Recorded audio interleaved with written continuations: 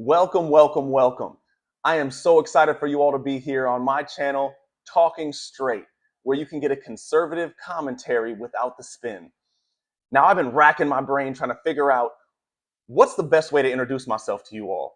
And I figured the best way to let you know who I am is give you the story on how I became a conservative.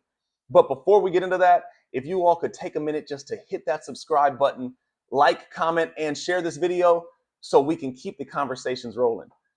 Now, to start off, I was born and raised in Minneapolis, Minnesota.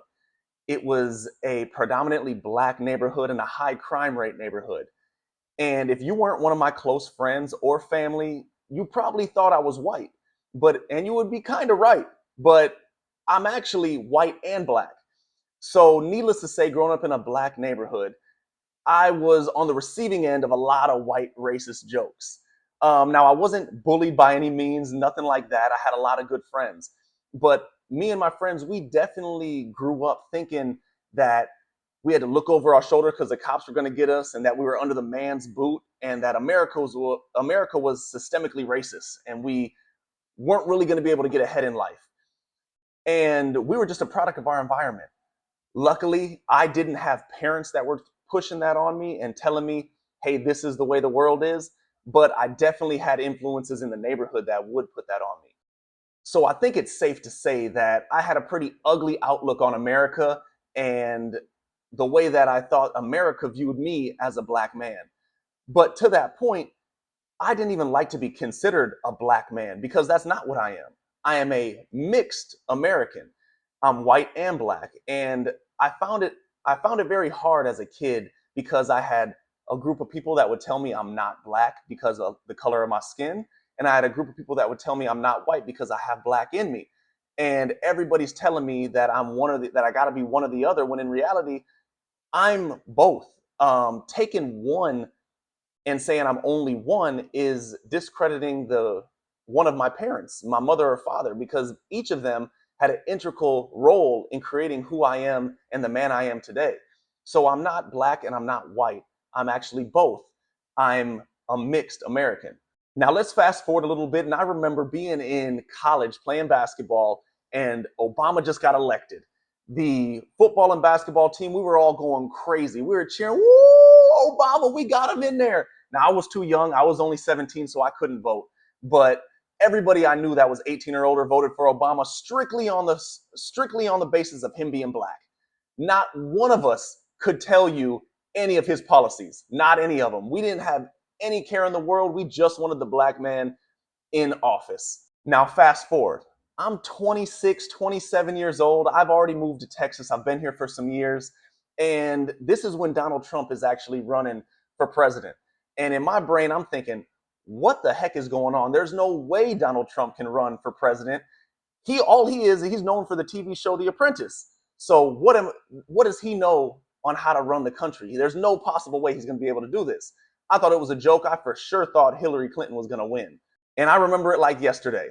I was sitting in the hospital because my youngest daughter was just born, and I was looking up at the TV, and it said Hillary Clinton loses to Donald Trump. Donald Trump to be the 45th president. And I'm like, "Oh my gosh, our country's our country's going to be destroyed. What are we doing as a country?"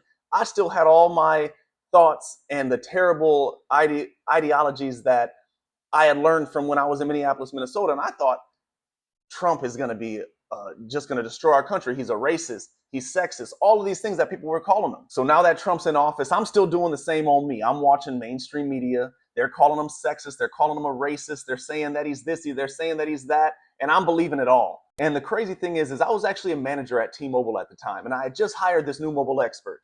And I used to go up to him and I used to tell him, "Man, Trump's racist. I can't believe he would say that." And this dude would never say anything to me. He would never argue with me or tell me I'm wrong. All he would ask me is a simple question: "Is he?" Or "Did he?" Because I'd be like, "Man, I can't believe he said that." And he would say, "Did he?" Or I'd be like, "Hey, man, Trump's a racist." And he would be like, "Is he?"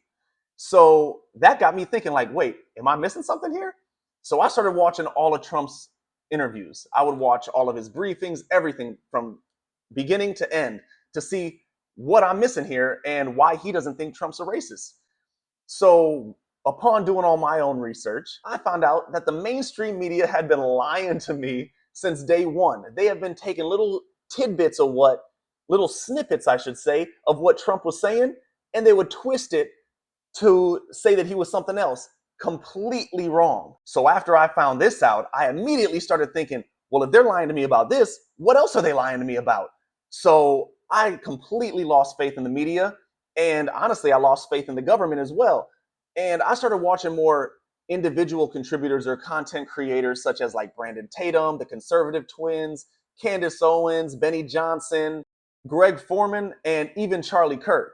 And I sit in front of you today as a proud American, a free thinker, and someone who doesn't just take what the government or the media tells me at face value, and I go and do my own research. And I urge you all to do the same thing. Keep asking questions, keep dialogue open, do your own research.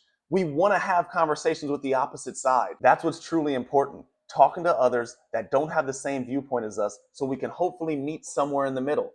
Now, I'm excited to be on this journey, and I hope you all will come along for the ride. I'll see you on the next one.